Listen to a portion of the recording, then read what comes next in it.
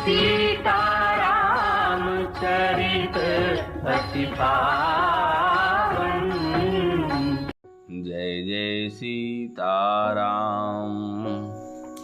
तेहि आश्रमहि मदन जब गयऊँ, निज माया बसंत निरमयऊँ। कुसुमति विविध बिटप बहुरंगा, कूजहि कोकिल गुंजहि भृंगा। जब कामदेव उस आश्रम में गया तब उसने अपनी माया से वहाँ वसंत ऋतु को उत्पन्न किया। तरह तरह के वृक्षों पर रंग बिरंगे फूल खिल गए, उन पर कोयलें कूकने लगी और भौरे गुंजार करने लगे। चली सुहावनी त्रिविध बयारी, काम कृशानु बढ़ावनिहारी। रंबादिक सुर नारी नबीना, सकल यसम सर कला प्रवीणा। कामाग्नि को भड़काने वाली 3 प्रकार की शीतल मंद और सुगंध सुहावनी हवा चलने लगी। रंबा आदि नवयुवती देवांगनाएं जो सब की सब काम कला में निपुण थी, करहि गान बहुतान तरंगा, बहुविधि क्रीडहि पानि पतंगा। देखि सहाय मदन हरसाना, कीन सिखुनि प्रपंच विधि नाना। ये बहुत प्रकार की चानों की तरंग के साथ गाने लगी और हाथ में गेंद लेकर नाना प्रकार के खेल खेलने लगी। कामदेव अपने इन सहायकों को देखकर बहुत प्रसन्न हुआ और फिर उसने नाना प्रकार के माया जाल किए। काम कला कछु मुनि न व्यापी, निज भय डरऊ मनोभव पापी। सीम की चापी सकई कोई तासु, बड़ रखवार रमापति जासु। परंतु कामदेव की कोई भी कला मुनि पर असर न कर सकी। तब तो पापी कामदेव अपने ही नाश के भय से डर गया। लक्ष्मीपति भगवान जिसके बड़े रक्षक हों, भला उसकी सीमा को कोई दबा सकता है। सहित सहाय सभी तयति, मानिहार मन मैन। गहे सिजाय मुनि चरण तब, कही सुठी आरत बैन। तब अपने सहायकों समेत कामदेव ने बहुत डर कर और अपने मन में हार मानकर बहुत ही आर्त दीन वचन कहते हुए मुनि के चरणों को जा पकड़ा। भयउ न नारद मन कछु रोषा, कही प्रिय बचन काम परितोषा। नाय चरण सिरुआय सुपाई, गयउ मदन तब सहित सहाई। नारद जी के मन में कुछ भी क्रोध न आया। उन्होंने प्रिय वचन कहकर कामदेव का समाधान किया। तब मुनि के चरणों में सिर नवाकर और उनकी आज्ञा पाकर कामदेव अपने सहायकों सहित लौट गया।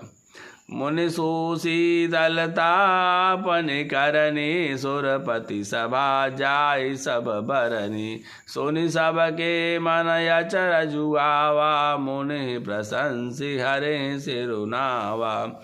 देवराज इनकी सभा में जाकर उसने मुनि की सुशीलता और अपनी करतूत सब कही, जिसे सुनकर सबके मन में आश्चर्य हुआ और उन्होंने मुनि की बड़ाई करके श्रीहरि को सिर नवाया। तब नारद गवने शिव पाहि, जीता काम यमिति मन माहि। मार चरित शंकर ही सुनाए, अति प्रिय जानि महेश सिखाए। तब नारद जी शिव जी के पास गए। उनके मन में इस बात का अहंकार हो गया कि हमने कामदेव को जीत लिया।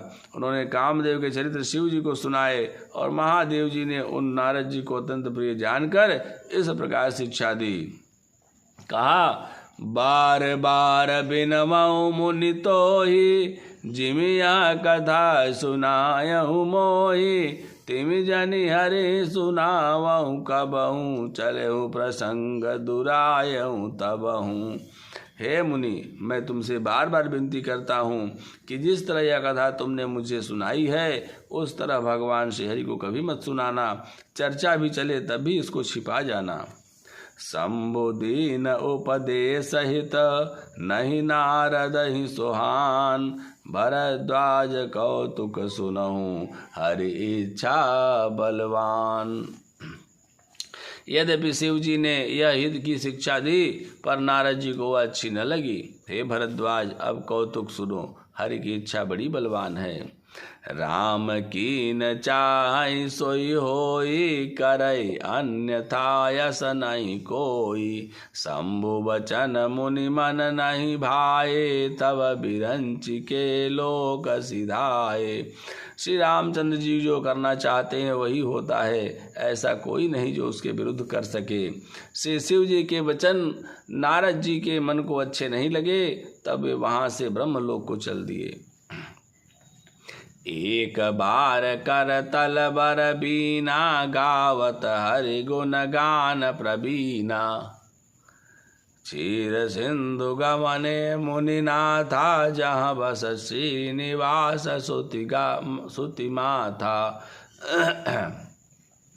एक बार गान विद्या में निपुण मुनिनाथ नारद जी हाथ में सुंदर वीणा लिए हरि गुण गाते हुए क्षीर सागर को गए, जहाँ वेदों के मस्तक स्वरूप मूर्तिमान वेदांत तत्व लक्ष्मी निवास भगवान नारायण रहते हैं।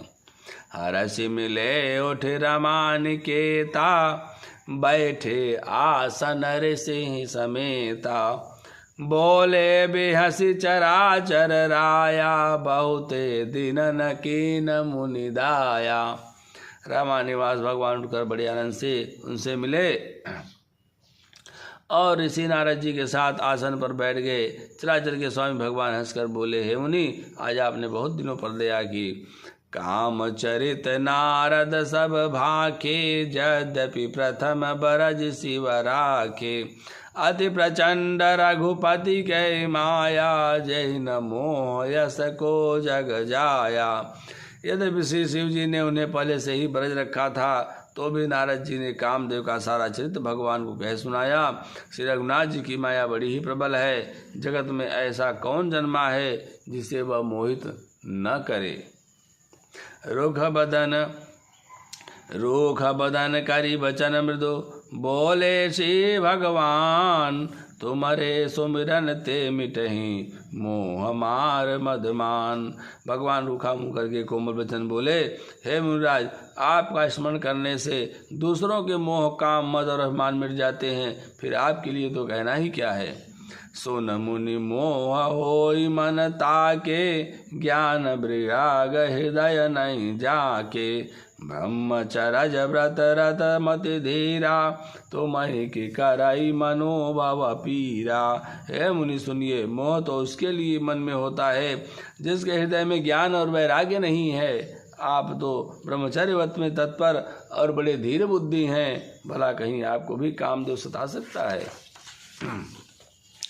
नारद कहूँ सहित अभिमाना, कृपा तुम्हारी सकल भगवाना।